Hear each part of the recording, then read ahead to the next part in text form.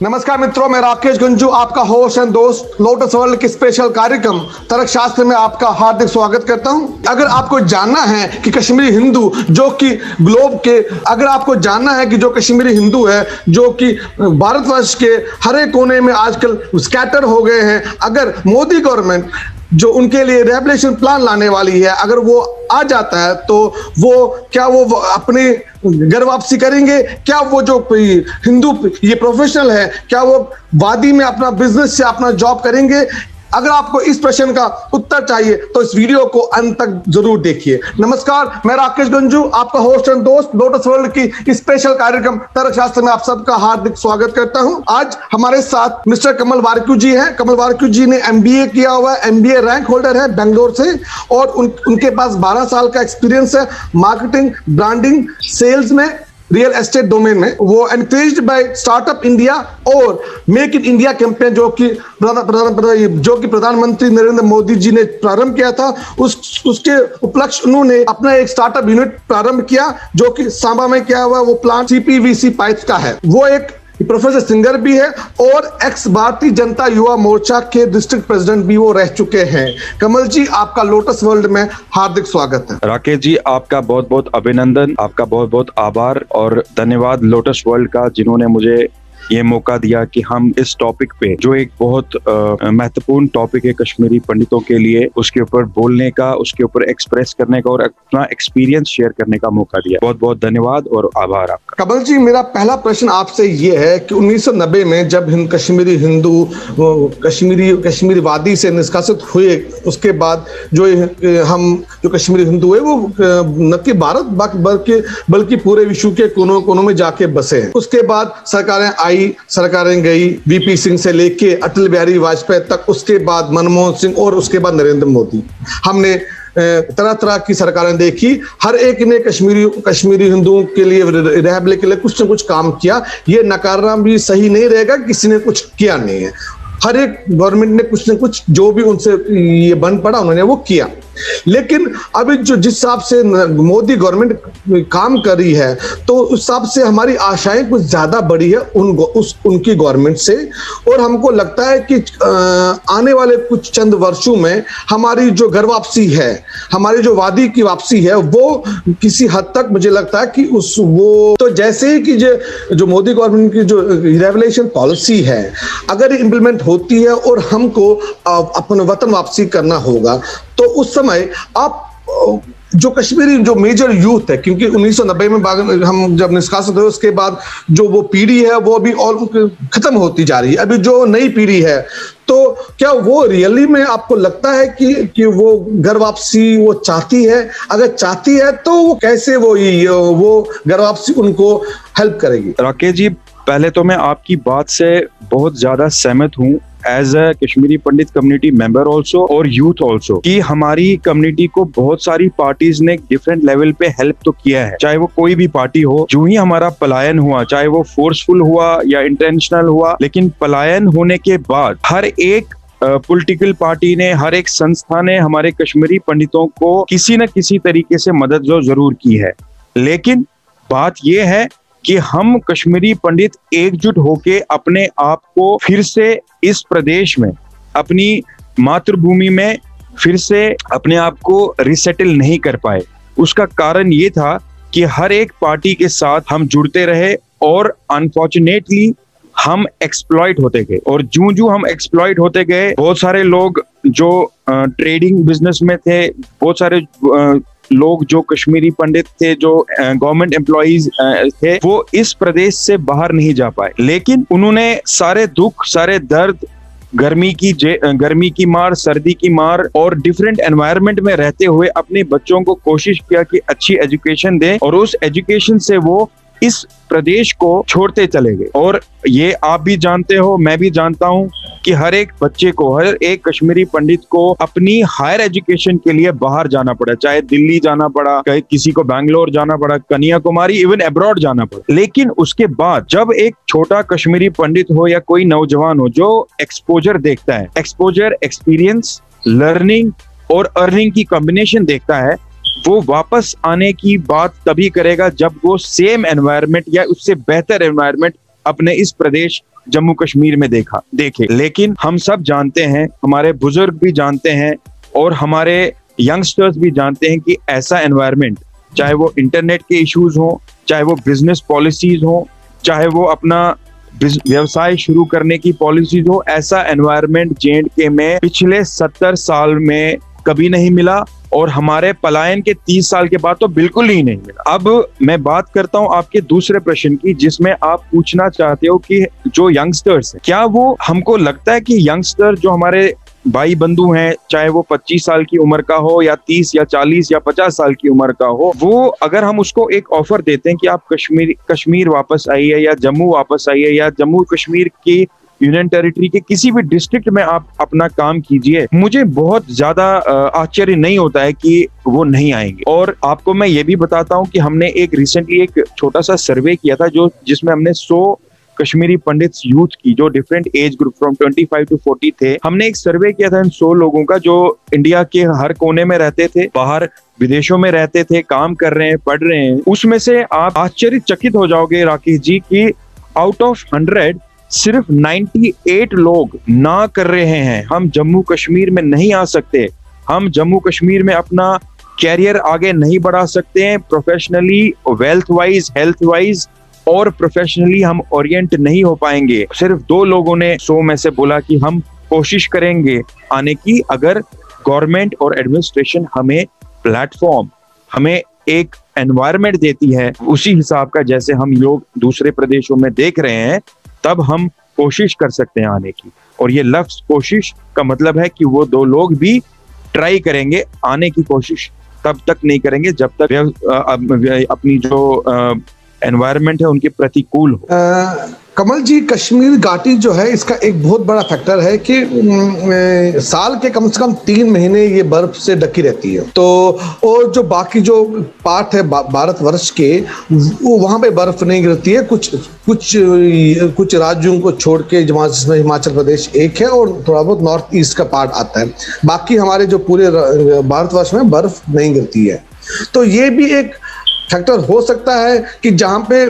जिनका जो काम है पूरे साल भर चलता है, अगर मेरा ही कोई बिजनेस है जो कि बर्फबारी से इम्पैक्ट हो सकता है, तो क्या ये इसमें एक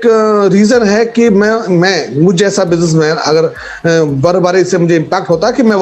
वापस जाने का ना सोचूं? बिल्कुल राकेश जी, ये तो बहुत बड़ा कारण है और इस कारण के साथ मैं ये भी जोड़ता हूँ कि बहुत सारे लोग जो ऑलरेडी ऐसे शहरों में रह रहे हैं, जैसे बैंगलोर की आप बात कर रहे हैं, पूना की आप बात कर रहे हैं या अब्रॉड काफी सिटीज की बात करते हैं, तो क्लाइमेटिक कंडीशंस ना ज्यादा गर्मी है ना ज्यादा सर्दी है। तो उस कारण भी जब कोई बिजनेसमैन वापस आना चाहता है या कोई व्यवसाय करना चाहता है, रिटर्न करना चाहता है, या आज के प्रेजेंट व्यवसाय की बात कर लो, बहुत सारों को तो अभी रिसेंटली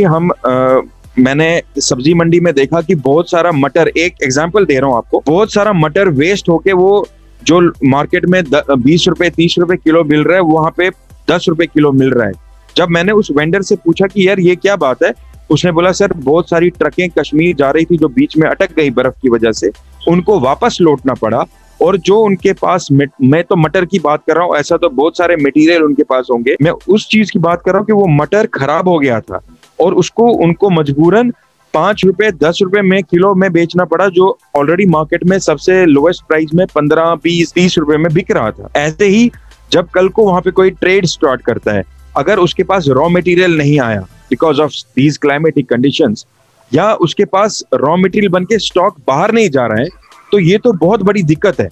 और ये दिक्कत कोई आज की नहीं है, ये एडमिनिस्ट्रेशन वीकनेस है पिछले 30 से 70 साल की एडमिनिस्ट्रेशन की। आज के जमाने में, आज के युग में भी अगर किसी को मेडिकल फैसिलिटी, ये सिर्फ बिजनेस की बात नहीं है, अगर आपने रिसेंटली न्यूज सुना होगा, एक प्रेग्नेंट लेडी को रिसेंटली आर्मी वालों ने 3-4 किलोमीटर चलाया है उसको उनके नवजात शिशु के साथ बर्फ के तूफानों में उनको प्रोटेक्ट करने के लिए। आज भी कश्मीर में हो रहा है। और ऐसे ही अगर किसी ट्रेडर ने लाखों रुपया रॉ मटेरियल में खर्चा हो या लाखों रुपया स्टॉक बनाने में खर्चा हो, वो कैसे अपने व्यवसाय को उन 3 या 6 महीनों में प्रोटेक्ट कर पाए? तो वहां के तो लोग तो कमल जी, जो आपने बोला संक्षेप में कि मौसम जो है और जो ज्योग्राफिकल कोऑर्डिनेट्स है कश्मीर के, वो भी एक किसी भी बिजनेस को 24/7 365 डेज अ ईयर काम करने का मौका नहीं ये देती है। तो दैट मीन्स कि कुछ सिलेक्टिव बिजनेस ही वहां पे फ्लोरिश हो पाएंगे जो सीजनल हैं, जो तो उस समय गवर्नमेंट ऑफ इंडिया कैसे इस रिहेबिलिटेशन प्लान को इंप्लीमेंट कर पाएगी? सर ये तो एक्चुअली प्लान करना चाहिए था बहुत साल पहले, क्योंकि ये चीजें जो हम रिहेबिलिटेशन पॉलिसी की बात करें या स्टार्टअप इंडिया की बात करें, मेक इन इंडिया की बात करें और जम्मू कश्मीर को एक नया जम्मू कश्मीर करने की बात करें, ये सिर्फ इसलिए नहीं हो सकता कि हमारी क्लाइमेटिक कंडीशंस थोड़ी सी गड़बड़ा जाती हैं, समर में भी गड़बड़ा जाती है और विंटर में भी गड़बड़ा जाती है। लेकिन मैं आपको एक और चीज कहना चाहूंगा, ड्यू टू सिक्योरिटी रीजन और फेयरफुल फैक्टर्स, अगर कोई बंदा यहाँ पे व्यवसाय में, अपनी ही एग्जांपल लेता हूँ राकेश जी, जब हमने अपना यूनिट सेटअप किया, लगभग 4 महीने लग गए एक ऑपरेटर को हमको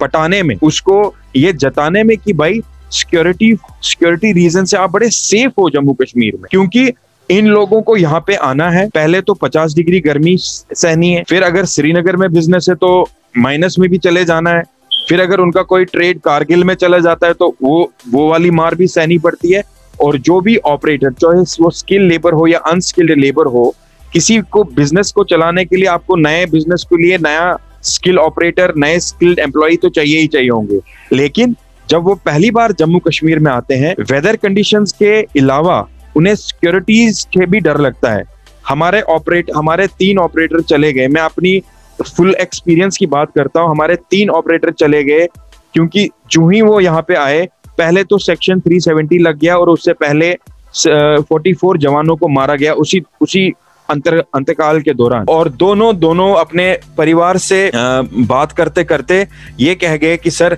हम इस जम्मू कश्मीर में नहीं रह सकते, हमें डर लगता है सर। तो वो जब चले गए, जब स्किल्ड लेबर नहीं आ सकता है यहाँ पे, अनस्किल्ड लेबर यहाँ पे सेटल नहीं हो सकता है, तो डेफिनेटली जो पॉलिसीज है रिहेबिलिटेशन की,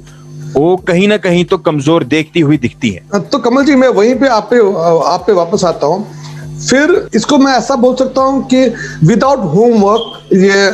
रिहैब पॉलिसी जो मोदी गवर्नमेंट की बन रही है, इसमें होमवर्क था ही नहीं कुछ, क्योंकि ये चीजें तो मेजर चैलेंज है, ब्लॉकर्स है। अगर आप इनके ऊपर ध्यान नहीं दोगे, कश्मीर के बहुत सारे गांव में अभी तक बिजली नहीं है, पानी नहीं पहुंचा है, मोबाइल का नेटवर्क नहीं है। पिछले हफ्ते मैंने मिस्टर एजाज अहमद खान से बात की, जो कि तुलेल के डीडीसी मेंबर हैं, बीजेपी के टिकट पे जीते हैं। उन्होंने बोला कि मेरे तुलेल कॉन्स्टिट्यूंसी में अभी तक एक जियो टावर लगा, वो भी पिछले हफ्ते लगा, पहला जियो टावर। मतलब बोलते अगर उनको फोन पे बात करनी पड़ती है, उनको गुरेज आना पड़ता है। बिल्कुल सर। जबकि ये सिचुएशन है कश्मीर वादी की कि आपके पास चीजें नहीं है, आपके पास मोबाइल नेटवर्क नहीं है, आपके पास बिजली नहीं है, तो वहां पे आप रिहैब क्या करोगे? किस बंदे का, क्या मशीनरी का रिहैब करोगे? मशीनरी विदाउट मैन पावर तो चलने वाली नहीं है। तो अभी बीजेपी गवर्नमेंट, जितना मुझे लगता है, वो सोच रही है खाली सेब और सैफरॉन, ये 2 चीजें कश्मीर में उगती है और कुछ तो उगती नहीं है। उनके लिए तो वही 2 चीजें सोचे। तो यहाँ पे आप 5 ड्रॉबैक्स क्या देखने चाहते हो जो केपी की रिहैब पॉलिसी बनी हुई है? 5 चीजें ऐसी जो कि मुझे आपको कमी दिखती है उस पॉलिसी में, रिहेबिलिटेशन पॉलिसी की और बीजेपी की। मैं पहले तो रिहेबिलिटेशन पॉलिसी, ये पॉलिटिकल पार्टीज तो हमें तभी सपोर्ट करती हैं जब हम एकजुट होते हैं। हमारी जनरेशन के जो एल्डर्स हैं, जिन्होंने काफी तकलीफों के साथ हमें पाला है, पोसा है, लेकिन कहीं ना कहीं वो भी चूक कर चुके हैं। चूक इस माने में कि हमें अगर अपने कश्मीरियत को, अपनी कश्मीरी पंडित कम्युनिटी को बचाना है, उसकी सबसे बड़ी बेस यही होगी कि छोटे छोटे कश्मीरी पंडित, मेरा मतलब है कश्मीरी पंडित यंगस्टर्स, वापस इस शहर में पढ़ना,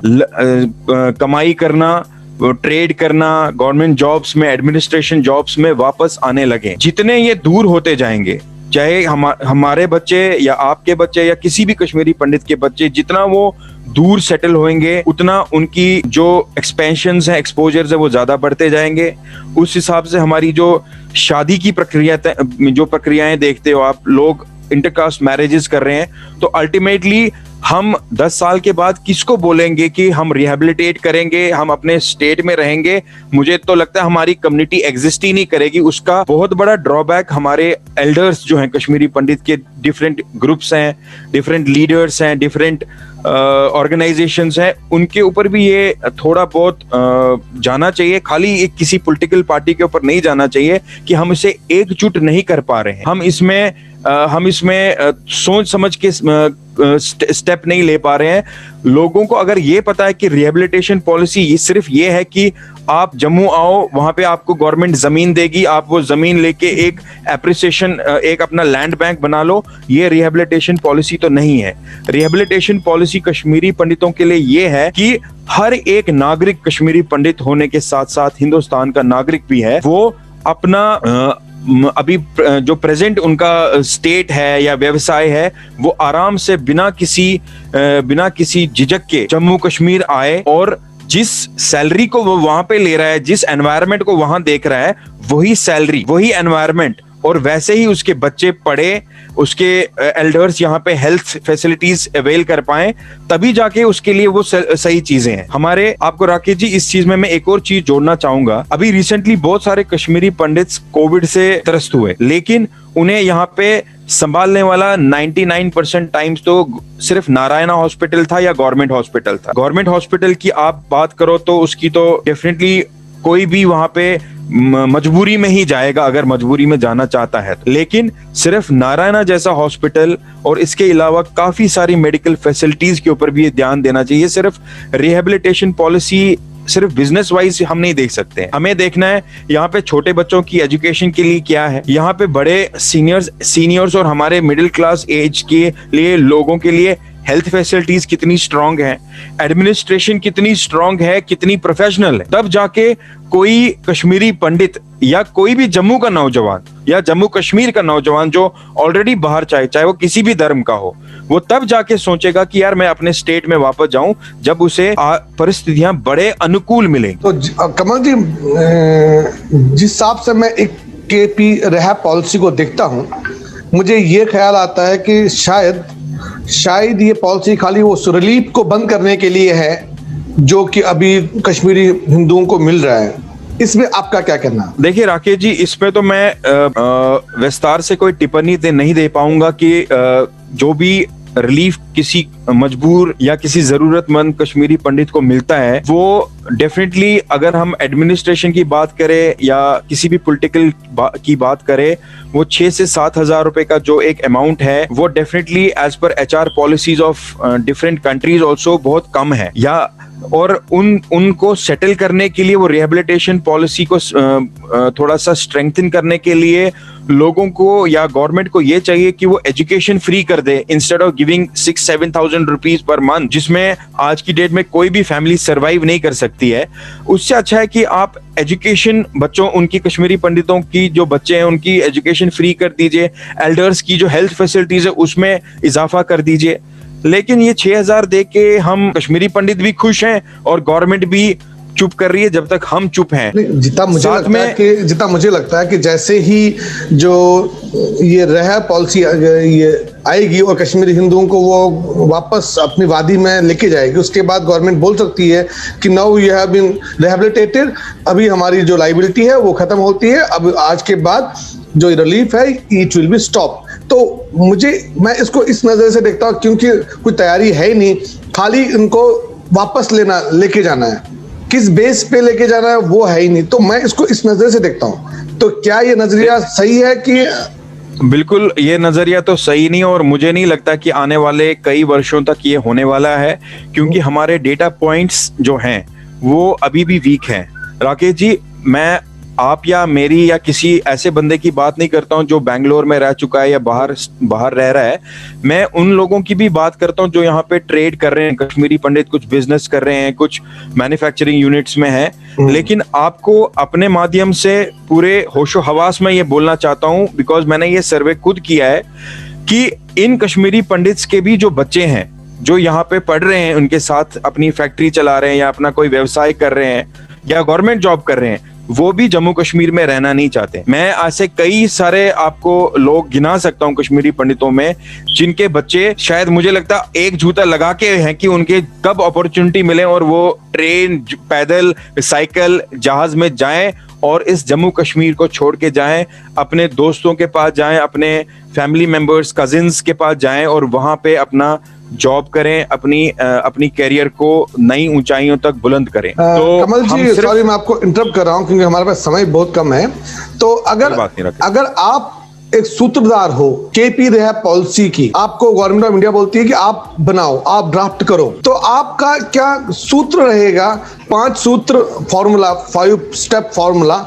जिसके हिसाब से केपी रिहैब की जो पॉलिसी है सक्सेसफुल होगी। Sir, first formula will be, पहले तो मैं आपको जैसे मैंने ऑलरेडी कहा है, मैं ये नहीं चाहूंगा कि ये सिर्फ पॉलिटिकल पार्टी ही करे हमारे लिए। मैं चाहता हूं कि जितनी भी कश्मीरी पंडित रेस्पेक्टेड ऑर्गेनाइजेशंस हैं, हमारे कितने भी कश्मीरी पंडित रेस्पेक्टेड एल्डर्स हैं जो कश्मीरी पंडित विंग को थोड़ा स्ट्रेंथन करना चाहते हैं, वो भी इस रिहेबिलिटेशन पॉलिसी को ड्राफ्ट करने में, इसके डेटा पॉइंट्स कलेक्ट करने में हमारे कश्मीरी पंडित युवाओं की मदद करें। पहला point. Second point is that sir, education sector में जितनी भी एजुकेशन यहाँ पे हो रही है, उस एजुकेशन सेक्टर में बहुत सारी ऐसी चीजें जो आज भी वीक है।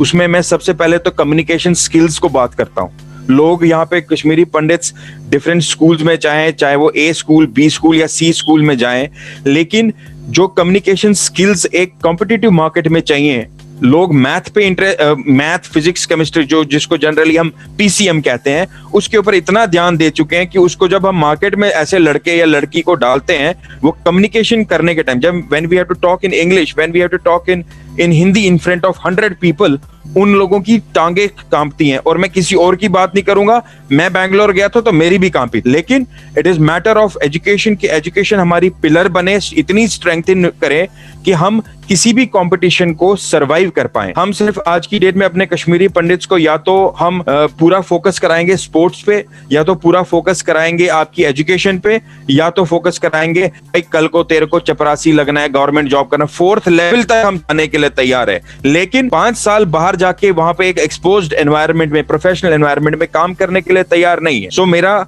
सेकेंड पॉइंट यही है कि एजुकेशन पे ध्यान दिया जाए और 5 साल हर एक कश्मीरी पंडित कम से कम 5 से 6 साल बाहर जाके, चाहे उसको 500 रुपए ही सैलरी मिले, उस पे काम करे, एक्सपोज्ड होके वापस आए। Then only then professionalism will be there. Third point is that sir, IAS, जितनी भी एडमिनिस्ट्रेशन लेवल की सिविल सर्विसेज की जो एजुकेशन है, उसके ऊपर भी गवर्नमेंट ज्यादा हालांकि उन्होंने स्टार्ट तो किया है, लेकिन along with government administration and our community members, they should focus on civil services की जो एग्जाम्स हैं, उनकी भी ट्रेनिंग फ्री में एजुकेशन दिलाई जाए। मैं आपको रोकता हूं यहाँ पे, जो आपने पॉइंट बोला बहुत ही बारीकी से मैंने इस पॉइंट को सोचा। क्या आपको लगता है 1 साल की ट्रेनिंग से कोई बंदा आईएएस पास कर सकता है? जो कि ट्रेनिंग मैंने एक साल बिकॉज़ गवर्नमेंट कितनी ट्रेनिंग दे सकती है आपको? सो ये क्या पेरेंट्स की खुद की ड्यूटी नहीं है कि अगर आपको लगता है कि आपका बच्चा सिविल सर्विसेज के लिए थोड़ा बहुत ठीक लग रहा है, तो आफ्टर 8th 9th ही उसको तैयारी करो, rather than depending on the government infrastructure? Sir, मैं आपकी बात से 100 नहीं 200% सहमत हूँ। और राकेश जी, आप बिलीव नहीं करोगे, ऐसी कई सारी संस्थाएं हैं हमारे यहाँ पे जो एनजीओ चलाती हैं, और ऐसे बच्चे जो आपको लगता है कि सिविल सर्विसेज क्लियर कर सकते हैं, क्रैक कर सकते हैं, उन्हें तो 8th 9th से ही उसकी सर्विसेज स्टार्ट करनी चाहिए। और हमारे एनजीओज मंदिर बनाने में लगे हुए हैं हमारे, जो मैं उसकी भी बात नहीं करता हूं कि वो बहुत अनिवार्य नहीं है, लेकिन मंदिर तभी सक्सेसफुल होगा कल को जब कोई आस्था से वहां पे हमारा नेक्स्ट जनरेशन के लोग जाएंगे। आप मंदिर बना दो, हम जा ही नहीं पाए, हम यहाँ पे रहे ही नहीं, तो मंदिर किसके लिए होगा? तो ये भी एक बहुत बड़ा पॉइंट है युवाओं के नजरिए से। तो जो आपने बोला है ये बहुत इंपॉर्टेंट पॉइंट है, और मैं रिक्वेस्ट करता हूं फिर से पेरेंट्स को भी, हम अपनी पॉलिटिकल पार्टी जो हमारे को सपोर्ट सिस्टम चाहिए या जिनके ऊपर हम अपनी मिस्टेक्स को थोपना चाहते हैं, उन्हें साइड करते हैं। हम अपने एनजीओज की बात करें, हम अपने रेस्पेक्टेड ऑर्गेनाइजेशंस की बात करें और पेरेंट्स की बात करें कि 8th क्लास से ही उन्हें ऐसा सक्षम बनाया जाए, और इसके लिए सारी एनजीओज को सामने आना पड़ेगा, और जो भी उनकी एजुकेशन का खर्चा हो उस पर्टिकुलर टैलेंट को निखारने के लिए वो एनजीओज दे। अगर उनके पास वो उतने मतलब उसको पैसा देने की या उस परिवार के पास वैसा कोई व्यवस्था नहीं है, तो एनजीओज उन्हें सपोर्ट करे। उल्टा जब वो कोई, चाहे वो लड़का हो या लड़की हो, कश्मीरी पंडित, जब वो कुछ बन के अपने पांवों पे खड़ा होगा, उसे पूरी उम्र अपनी जिंदगी भर याद रहेगा कि मुझे इस एनजीओ ने सपोर्ट किया था, और उल्टा वो भी उस एनजीओ को सपोर्ट करे। कमल जी, उसके 3 पॉइंट्स आपने बोल दिए, जिसमें से कि जॉब जम्मू में होने चाहिए, सिविल एडमिनिस्ट्रेशन और एजुकेशन की आपने बात की, और 2 पॉइंट्स ऐसे क्या है जिसपे आप काम करना चाहोगे सो दैट कि रिहैबिलिटेशन पॉलिसी सक्सेसफुल हो? सर 2 और पॉइंट्स हैं जिसमें अगेन मैं कश्मीरी पंडित कम्युनिटी को ही, चाहे वो यंगस्टर्स हो या एल्डर्स हो, कि डेटाबेस, मैं आपकी चैनल के माध्यम से भी रिक्वेस्ट करता हूं सर, आज की डेट से हम काफी सारे यंगस्टर्स के ऐसे ही इंटरव्यू लें और उनसे 2 सवाल पूछें कि आप कश्मीर या जम्मू कश्मीर जाना चाहोगे, आप वहां पे व्यवसाय करना चाहोगे, अगर आप नहीं जाना चाहोगे तो क्यों, अगर आप जाना चाहते हो तो क्यों, अगर आप सोच रहे हो 50-50 में हो तो क्या क्या चाहिए आपको जम्मू कश्मीर में। अगर ये डेटा पॉइंट्स हमारे पास विजिबल रहे किसी एक्सेल शीट में, किसी चीज में, इसी चीज को हम एडमिनिस्ट्रेशन के लिए पॉलिटिकल पॉइंट्स, पॉलिटिकल पार्टीज के साथ शेयर करें, तो तभी जाके ये रिहेबिलिटेशन पॉलिसी रियली सक्सेसफुल रहेगी। अदरवाइज सिक्योरिटी रीजन से, प्रोफेशनल एनवायरनमेंट रीजन से, या हमारा जो यहाँ पे ट्रेड एनवायरनमेंट बन रहा है, थ्रेट एनवायरनमेंट बन रहा है, हम उससे, तो मुझे नहीं लगता है कि, अगर मैं फिर से डेटाबेस की बात करूं, कोई भी यंगस्टर अगर किसी भी पार्ट ऑफ वर्ल्ड में है, वो वापस जम्मू कश्मीर डेफिनेटली मोटिवेट होके नहीं आ पाए, ना आना चाहेगा। सर, जो मौसम की बात आपने की पहली, जो मैंने उठाई थी कि कश्मीर का मौसम खराब है, इस कारण भी वहाँ पे इंडस्ट्रीज लगाना मुश्किल है, लेकिन अगर हम बाकी कंट्रीज की बात करें जो कि वर्ल्ड में है, Canada is one of them, जहाँ पे कि मोस्ट ऑफ द कंट्री बर्फ में ऑक्युपाइड रहती है, वो भी 4-5 महीने से ज्यादा ही। तो जब वो कंट्री, पूरी की पूरी कंट्री जब होती है, वो चल रही है, तो कश्मीर किस खेत की मूली है? कश्मीर में ऐसा क्या एक्सट्रीम क्लाइमेट है जो कि बाकी जगह नहीं है? तो यहाँ पे आप, भारत सरकार की क्या ये विफलता है कि वो जो एक्सट्रीम क्लाइमेट है कश्मीर को टैकल नहीं कर पाती है, कि रास्ते ही बंद हो जाते हैं? ऐसा क्या है कश्मीर में जो कि भारत सरकार उस पर ध्यान नहीं दे रही है? राकेश जी, भारत सरकार के से पहले, जैसा मैं हमेशा कहता हूं, और मेरी ये रिक्वेस्ट सबसे है कि ये सुने, भारत सरकार से पहले, चाहे वो कोई भी पॉलिटिकल पार्टी हो, उससे पहले जिम्मेदारी बनती है वहां के नागरिकों की। अगर आज को आपको एक छोटी सी एग्जांपल देता हूं, अगर मैं एक गली में रहता हूं, मैं ही वहां पे, या हमारे मोहल्ले वाले ही कूड़ा डालते हैं, कभी नाली में, कभी कहीं जगह, और दूसरी गली में कूड़ा खुद उठाते हैं और बाहर रखते हैं एक निष्कासित जगह पे, और वहां पे सरकार आती है और उस कूड़े को उठाती है। तो ये एक डबल स्टैंडर्ड्स के काम नहीं है, ये दोनों तरफ के काम है, जहां पे ताली दोनों हाथों से बजती है। लोकलिटी वालों ने भी काम किया और सरकार ने भी उनकी मदद की। अब हम यहाँ पे डालेंगे कि कचरा डालते जाओ, सरकार ने उठाया नहीं, ये थोड़ी सी जो सोच है, ये जम्मू कश्मीर के युवा को ही बदलनी पड़ेगी। क्योंकि पिछले 70 साल से अगर गवर्नमेंट ने कोई गलत काम किया है, तो उसको सपोर्ट करने के लिए जिस व्यक्ति ने वोट डाला है, वो भी गलत हुआ है। और साथ में ये बोलता हूं, जो आपने कनाडा और जम्मू कश्मीर की एग्जांपल दी सर, इंफ्रास्ट्रक्चर में जो रिक्वायरमेंट है, वो रिक्वायरमेंट एक प्रोफेशनल आदमी ही बोल सकता है। आज की डेट में अगर 10 प्रोफेशनल या 100 प्रोफेशनल जम्मू कश्मीर में आ जाएं बाहर से, तो डेफिनेटली इसकी जो वेशभूषा है जम्मू कश्मीर की बदलने शुरू हो जाएगी। लेकिन जब एक अनप्रोफेशनल ही यहाँ पे रह जाएगा, अनफॉर्चुनेटली और फॉर्चुनेटली, अगर एक अनप्रोफेशनल, एक अनएक्सपोज्ड यंगस्टर ही यहाँ पे रह जाएगा, तो जम्मू कश्मीर की जो दशा है, वो ना दिशा में चेंज होगी, ना फ्यूचर विजन के हिसाब से चेंज होगी। तो कमल जी, अगर मैं आपने जो उत्तर अभी तक दिए, इसको मैं समराइज व्यू में पेश करूं, तो आपने ये बोला है कि जो केपी रिहैब पॉलिसी है गवर्नमेंट ऑफ इंडिया जो इम्प्लीमेंट करना चाहती है, वो वन साइडेड पॉलिसी नहीं हो सकती है। अगर वन साइडेड पॉलिसी रहेगी तो वो कभी कामयाब नहीं होगी। It has to be both sided policy. हमको भी कुछ काम करने हैं ताकि हम उस पॉलिसी को कामयाब बना सकें। बिल्कुल। तो इस में क्या आप अपना योगदान दे सकते हो? अगर ऐसा कुछ होता है तो are you willing to start a manufacturing unit in Kashmir, जो कि अभी आपकी जो कंपनी का जो मैन्युफैक्चरिंग यूनिट सांबा में है, अगर मौका मिलता है तो are you willing to start unit in Kashmir also? मेरा तो सपना ये था राकेश जी, जब हमने यूनिट स्टार्ट किया था, कि मेरा कश्मीरी पंडित होने के नाते ये यूनिट जो हमने सांबा में खड़ा किया है कि हर एक कश्मीर की तो दूर की बात है, मैं तो हर डिस्ट्रिक्ट में अपना यूनिट खड़ा करना चाहता हूँ, लेकिन उसके लिए कश्मीरी पंडित युवाओं का साथ चाहिए, एडमिनिस्ट्रेशन का साथ, पॉलिटिकल पार्टीज का भी साथ चाहिए, और साथ चाहिए सिक्योरिटी एनवायरमेंट, जो आपने बात की सिक्योर्ड एनवायरमेंट का, क्योंकि कोविड जैसे शैतान का तो हमने भी सोचा नहीं था कि हमारे साथ आ जाएगा, हमारे पास आ जाएगा, लेकिन हमने जिस हिसाब से कैलकुलेशंस की थी, अपना एक पर्टिकुलर बहुत बड़ा चंक सैलरी का छोड़ के बेंगलोर से जम्मू आना, उसके बाद जम्मू में अगेंस्ट द स्ट्रीम जाके लोग कहते हैं कि चलो यार हम गवर्नमेंट जॉब ज्वाइन कर लेते हैं, घर में बैठे बैठे सैलरी मिल जाएगी, वो उसके अगेंस्ट सप्लाई चेन में घुसना, रॉ मटेरियल कहां से लाना है, लेबर को कैसे ढूंढना है, बिजली वालों के साथ कॉम्प्रोमाइजेस, एबीसी वालों के साथ कॉम्प्रोमाइजेस, ये एक बहुत बड़ी लड़ाई है जम्मू कश्मीर के युवा के लिए। It is not as simple as other states. और इसके लिए राकेश जी मैं आपको बताता हूं, मेरे साथ कई सारे युवा जुड़े थे जब हम